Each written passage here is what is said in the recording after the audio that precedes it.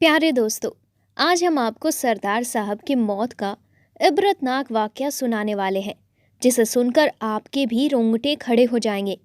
आगे बढ़ने से पहले आप हमारे चैनल को सब्सक्राइब करें और साथ ही बेल आइकन को भी ज़रूर दबाएं, ताकि अगले वीडियो का नोटिफिकेशन आप तक सबसे पहले पहुंचे।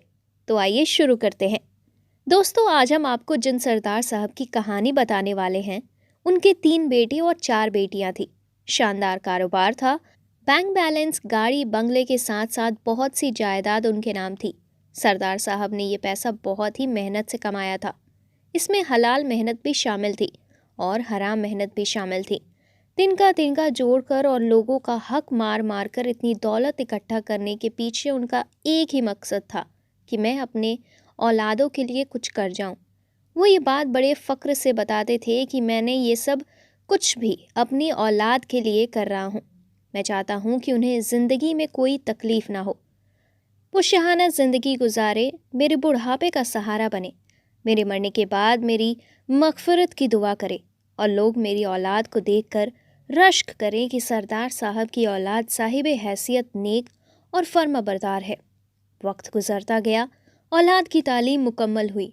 तीनों बेटियों की शादी बैरूने मुल्क कर दी, जबकि एक बेटी की शादी पाकिस्तान में ही एक जज से कर दी। सरदार साहब ने 2 बेटों को कारोबार में लगा दिया और एक बेटा जॉब करने लगा। अब सरदार साहब मुतमईन होकर घर बैठ गए। अब तक सब कुछ उनकी मर्जी और सोच के मुताबिक चल रहा, लेकिन अब वक्त बदलने का मौसम शुरू होने वाला था। सरदार साहब ने जो माल जमा किया था, उसका हिसाब देने का वक्त आ गया था। हराम मेहनत के बोए हुए बीजों ने फल देना शुरू कर दिया था। लिहाजा वक्त ने करवट ली और 2 बेटों के कारोबार को लेकर झगड़ा शुरू हो गया।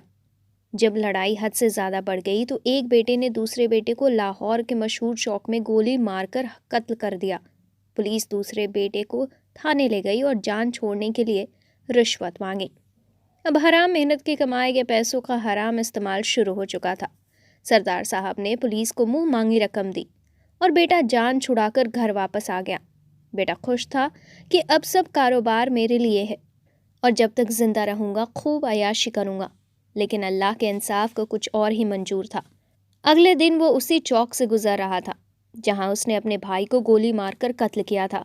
इतने में अचानक उसे दिल का दौरा पड़ा और वो उसी चौक में मर गया जहां उसने अपने भाई का कत्ल किया था। सरदार साहब के 2 जवान बेटों की मौत हो चुकी थी। वो ये सदमा बर्दाश्त ना कर सके और उन्हें फालिस का अटैक हो गया। अब उनके पास आखिरी उम्मीद तीसरा बेटा था, लेकिन सरदार साहब की ये उम्मीद भी जल्द ही टूट गई। उस बेटे ने यह कहकर इनकार कर दिया कि मैं आपकी खिदमत नहीं कर सकता।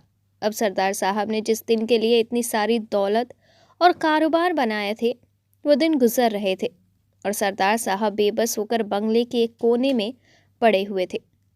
उन्हें बैंक और डॉक्टरों के पास आने जाने के लिए भी नौकरों का सहारा लेना पड़ता था।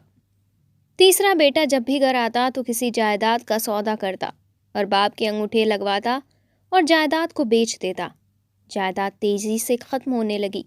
सरदार साहब ने किसी बैंक मैनेजर की मिन्नत समाजत करके बचा कुचा पैसा कौमी बचत बैंक में रखवा दिया और ज़िंदगी का रोटी पानी चलता रहा।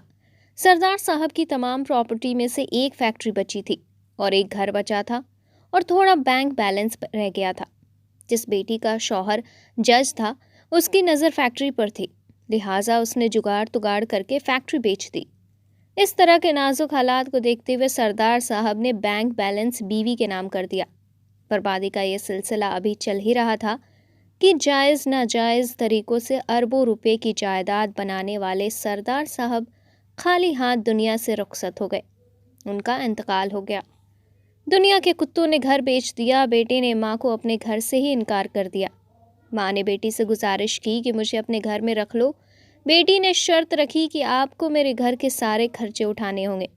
जिस बेटी ने ये शर्त रखी है, उसका शौहर हाई कोर्ट का जज था और अपने ससुर की फैक्ट्री बेचकर पहले ही हड़प कर चुका था। माँ को कौमी बचत बैंक से जो कुछ पैसे आते थे, माँ ने उन पैसों से बेटी के घर के सारे खर्च उठाने के लिए हाँ कर दी और बेटी उसके बदले माँ को 2 वक्त की रोटी देती थी। माँ दुखी थी। जब बैंक से पैसे लेने जाती तो बैंक मैनेजर को अपना दुख सुनाती और घंटों तक रोती रहती थी। جب وہ کسی رکشے میں بیٹھتی تو رکشے والے کو اپنی اولاد کی نافرمانیاں گنواتی اور روتی رہتی۔ جب وہ کسی رشتہ دار سے ملتی ہے تو اس کے سامنے بھی اپنے دکھوں کی گٹری کھول کر رکھ دیتی تھی۔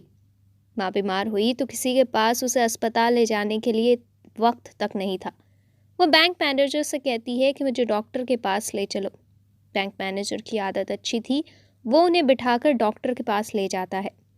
ایک مرتبہ ڈاکٹر نے بتایا کہ انہیں دل کی بیماری ہے اور آپریشن کروانے کا مشورہ دیا۔ پاکستان میں موجود ان کے بیٹے اور بیٹی نے علاج کروانے سے انکار کر دیا، جو باپ کی اربوں روپے کی جائیداد بیچ کر حجم کر چکے تھے۔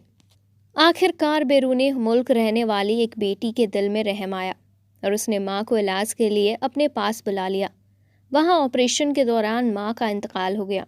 انتقال ہوتے ہی بیٹی نے پاکستان میں موجود اپنے بہن بھائیوں کو خبر دی اور تدفین کے بارے میں پوچھا۔ اولاد نے ایک لمحہ انتظار کیے بغیر کہا کہ ماں کو وہیں دفنا دو، پاکستان لا کر ہم پر بوجھ نہ ڈالو۔ اتنا کہہ کر فون رکھ دیا۔ بیٹے نے فوراً بینک مینیجر کو فون لگایا اور کہا کہ ماں کا انتقال ہو گیا ہے، ان کے اکاؤنٹ میں کتنے پیسے پڑے ہیں مجھے بتاؤ۔ جیسے ہی بیٹے کا فون بند ہوا تو مینیجر کو بیٹی اور داماد کا فون آیا۔ انہوں نے کہا کہ ماں کا ابھی 15 منٹ پہلے انتقال ہو گیا ہے، ہمیں بتائیے کہ ان کے اکاؤنٹ میں کتنے پیسے پڑے ہیں۔ بینک مینیجر نے یہ سن کر کہا کہ آپ تو ماں کے دفن ہونے کا انتظار بھی نہیں کر سکتے، لیکن اولاد کو ذرا بھی شرم نہ آئی اور کچھ ہی دنوں میں بینک سے پیسے نکلوا لیے۔ ہمیں کس چیز کا مان ہے؟ ہم کس بات پر اتراتے ہیں؟ ہمیں کس طاقت کا گھمنڈ ہے جنہیں ہم ساری زندگی اپنی طاقت سمجھتے رہتے ہیں؟ وہی ہمارے ذلت و رسوائی کی وجہ بن جاتے ہیں۔ یہاں سوال یہ پیدا ہوتا ہے کہ سردار صاحب کے ساتھ ایسا کیوں ہوا؟ دراصل سردار صاحب اولاد کی صحیح تربیت نہیں کر پائے تھے۔ وہ اولاد کو یہ احساس دلانے میں ناکام ہو گئے کہ دولت سے زیادہ ماں باپ اور رشتے اہم ہوتے ہیں۔ وہ انہیں دین میں والدین کی اہمیت کی تربیت دینے میں ناکام رہے تھے۔ سردار صاحب نے دولت کو رشتوں سمیت زندگی کی ہر چیز پر ترجیح دی تھی۔ شادی یہی وجہ تھی کہ ان کی دولت ان کے خاندان کے لیے ناسور بن گئی۔ آج کل لوگ پیسے کمانے کی دوڑ میں مصروف ہیں۔ اس دوڑ میں جیتنے کے لیے ہر جائز اور ناجائز کام کر جاتے ہیں، جھوٹ بولتے ہیں، بیواؤں کے سروں سے چھت چھین لیتے ہیں، یتیموں کا حق کھا جاتے ہیں، پیسہ لوٹنے کے نئے نئے طریقے استعمال کرتے ہیں۔ اور جب پوچھا جاتا ہے کہ بھائی آپ ایسا کیوں کر رہے ہیں تو سردار صاحب کی طرف فخر سے بتایا جاتا ہے کہ ہم یہ سب اپنی اولاد کے لیے کر رہے ہیں۔ دوستو، یہ دنیا کچھ بھی نہیں ہے، یہ دنیا صرف ایک دھوکہ ہے۔ اس دھوکے میں ہرگز نہ آئیں اور کوئی بھی غلط طریقہ استعمال نہ کریں۔